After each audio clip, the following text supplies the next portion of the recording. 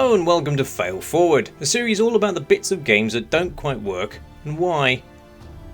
This episode is all about Tomb Raider, the recentish reboot of one of gaming's most storied franchises. Here, wave-faced proto-heroine Lara Croft goes on a gap year to a psychopath wizard island to really find herself. Luckily, she has a cast of appalling caricatures and a hardy northern ersatz father figure to remind her who she really is. You're a Croft. I don't think I'm that kind of Croft. Sure you are. Shit! God! Stay away from me! Croft being a byword for only momentarily reluctant mass murderer, it transpires. A self-discovery that completes Lara's astonishingly rapid arc from bland exposition puker to bland exposition puker without a conscience. I had to kill some of them. I had no choice. That can't have been easy. It's scary just how easy it was.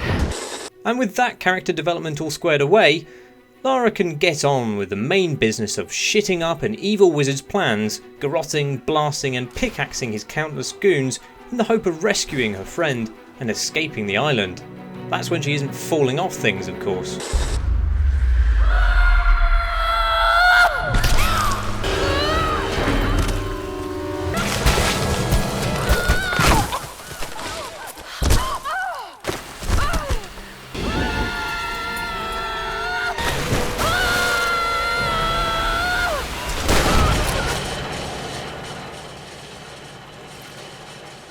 But when the game's not taking away your control to shove Lara down whitewater murder flumes, it sometimes breaks away from its rigid cutscene to cutscene structure and lets Lara roam large environments, scavenging new equipment and learning new traversal abilities that let her command navigation of the landscape in different ways.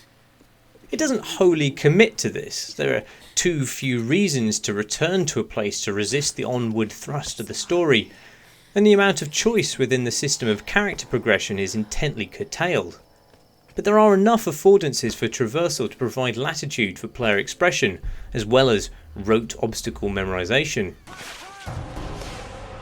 The game's at its very best in its sandbox battles, large non-linear environments crammed with varying traversal routes, and enemies who are just as mobile as Lara is, swinging in on zip lines and leaping across rooftops to keep her under pressure.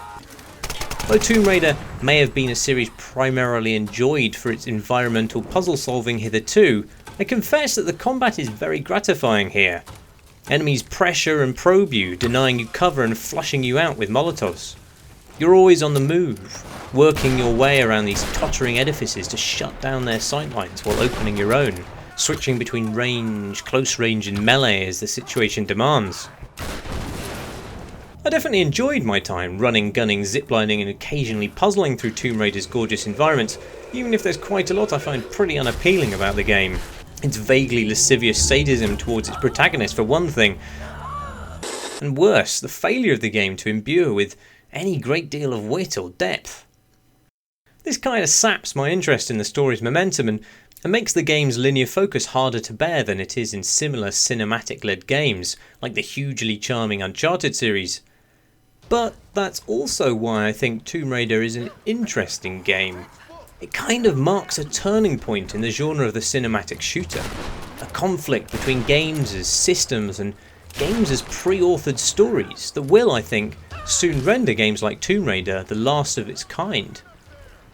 And in its own contradictions, in its attempts to reach for dynamic systems, Tomb Raider seems to occasionally recognise its own coming obsolescence. Although for the opening few hours of the game it remains blithely unaware. As Lara desperately tries to remember that she's a Croft, the player is desperately trying to remember why they were asked to participate in the game in the first place. The game not only disrupts your interaction for cutscenes every few moments, but frequently trammels your interaction to a single prompt. Just press forward. And then, periodically, press another button to stop a boulder mashing Lara's pelvis. QuickTime events, as this system of sudden button promptage has become known, make some amount of sense when you're trying to depict events of drama and atypical interaction that outstrip a game's normal repertoire of inputs. Back when games only offered the player the verbs move and shoot, it allowed developers access to a broader narrative palette if they were able to hang singular dramatic events off a bespoke context-sensitive button prompt. But now, games have quite a lot of sophistication, and a much broader range of interaction. In the open, Lara can move, shoot, zipline, clamber, climb, attach ropes, pull ropes, shimmy along ropes, lever open chests, push blocks, and axe murder men while they're taking a piss. Regardless of the lethal import of the events on screen, suddenly having all of those options taken away so that I can only press forward has a potent sleep-inducing effect on me. In fact, the more dramatic the event, the more stark my non-interaction with it becomes, and when a QuickTime event finally interrupts to impale Lara through the neck, I'm generally already reduced to a state of Orson Welles level wanton stupor. Action please.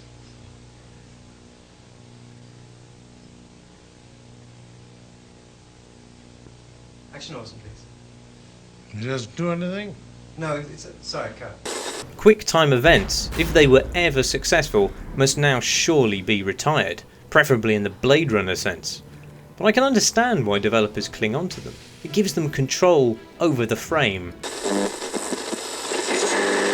Take this moment for example. Camera control is completely yoinked away from the player, but to tremendous effect in terms of the composition of the shot. The rope creates a division of the screen which is always pleasing, and as the camera skews, the radio mast and mountainside create a V that captures Lara at its very point, just as the light of the sun glints through. You just can't trust players to pose the camera to such an effect, and developers, I would say mistakenly, think this is a problem worth sacrificing player autonomy for. It's certainly true that there is a larger issue with players simply missing critical visual information because they just aren't looking in the right direction, but there is an art to manipulating the player's view without hijacking their control. Valve, needless to say, are the masters of it.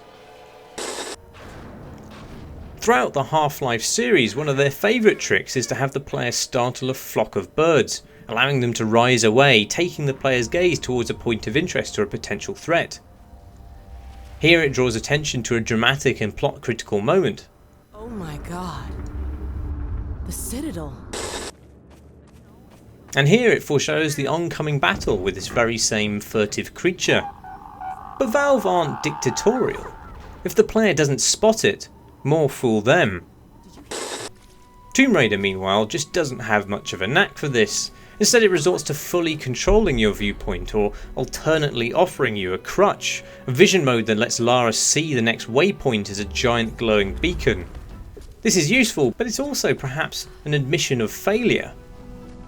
But if this obsession with the frame of controlling the player's view has had a chilling effect on games by brazenly sabotaging the medium's raison d'etre, its interactivity, then there are aspects of cinema that games seem yet resistant to adopt, but could do well to learn. If the frame is the first defining feature of film, then the second has to be the edit. Montage allows filmmakers to elide space and time and subject matter for various powerful narrative effects. The film Amelie uses rapid cuts to quickly sketch its characters, and here deploys a succession of them to indicate the passing of years. Le monde extérieur paraît si mort qu'Amélie préfère rêver sa vie en attendant d'avoir l'âge de partir.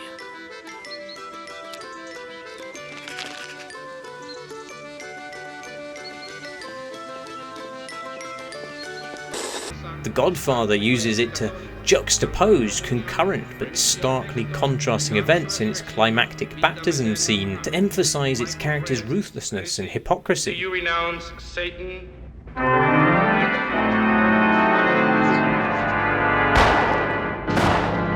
I do renounce him. And Mulholland Drive melts images and scenes into one another without pause or question, blurring the boundaries between reality, recollection and dream. Can games do this too? The wisdom for many years was no, that you should do nothing to disrupt a contiguous spatial experience. But this is, I think, nonsense. Just as cinema goers adapted to the language of the edit, just as they learnt not to expect oncoming trains to explode from the screen, so too will we adapt to a more fluid and lyrical use of our medium. In fact, we already have. Brendan Chung's excellent micro-fictional crime capers Gravity Bone and 30 Flights of Loving both deploy cinematic cuts which abruptly shift the point in time the player is experiencing, slicing past into present with alarming jump cuts, delivering context through flashback montage, and truncating continuous sequences into pacey staccato bursts. And AAA development isn't far behind either. Splinter Cell Conviction was one of the first big budget games I can remember which explored the possibility of the game to cut between present and past in a single scene. Its tutorial mission splices an assault on our protagonist in a marketplace with a memory in which he comforts his daughter in the dark of her bedroom.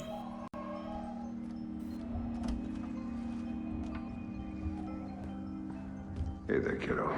What's wrong? That's how I'd like to see games emulate film, not by recreating its restrictions, but by developing a language, as film has done, finding new ways to generate meaning through games' presentation of time, continuity and three-dimensional space. Games already generate meaning through their systems, a fact which is often undervalued, I think. And Tomb Raider reaches for this in its pressure for resources, in its empowerment through upgrades. These encourage an engagement with the environment through exploration, albeit somewhat half-heartedly. More successful is the creation of tension through the geography of the landscape itself, and how that shapes combat, making the spatial tactical.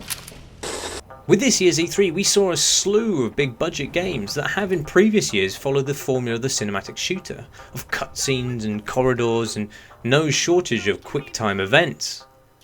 But so many of the upcoming games in these very series are now open world, with a focus on free-form systemic interaction instead.